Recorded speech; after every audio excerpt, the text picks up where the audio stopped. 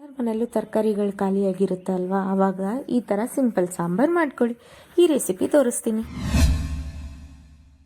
ಹೊಸ ದಿನ ಹೊಸ vibe. Welcome to my mini log. ನಾನು ಬೆಳಗ್ಗೆ ಎದ್ದು ವಿಂಡೋ ಎಲ್ಲ ಓಪನ್ ಮಾಡಿ ಹೋಗಿ ಬಿಸಿನೀರು ಕಾಯಿಸ್ಕೊಂಡು ಕುಡ್ದು ಆಮೇಲೆ ಸ್ವಲ್ಪ ಬಟ್ಟೆ ಎಲ್ಲ ಇತ್ತು. ಈಗಿದ್ದಿದ್ದು ಬಟ್ಟೆ ಈ ಥರ ಎಲ್ಲ ಮಡಚಿಟ್ಬಿಟ್ಟು ಮಧ್ಯಾಹ್ನ ಮೇಲೆ ಒಂದು ಸಿಂಪಲಾಗಿ ಸಾಂಬಾರು ಮಾಡೋಣ ಅಂತೇಳಿ ಬಾಣಲಿ ಇಟ್ಟು ಒಂದು 2-3 ಆನಿಯನ್ ಕಟ್ ಮಾಡಿ ಹಾಕಿ ಅದಕ್ಕೆ ಒಂದು 5-6 ಬೆಳ್ಳುಳ್ಳಿನೂ ಹಾಕಿ ಕ್ಲೀನಾಗಿ ಫ್ರೈ ಮಾಡ್ಕೊತಾ ಇದ್ದೀನಿ. ನೋಡಿ, ಈ ಥರ ಫ್ರೈ ಆಗಬೇಕು.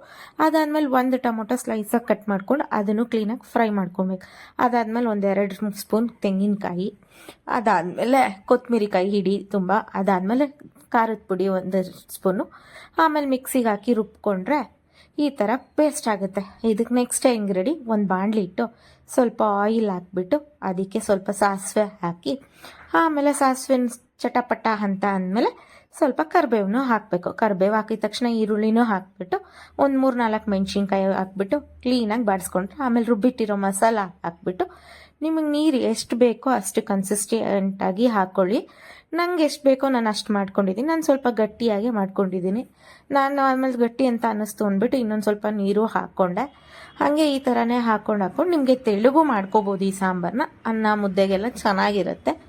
ಈ ಸಾಂಬಾರು ನೋಡಿ ಹಂಗೆ ಫುಲ್ಲು ಹಾಕ್ತಾನೇ ಇದೆ.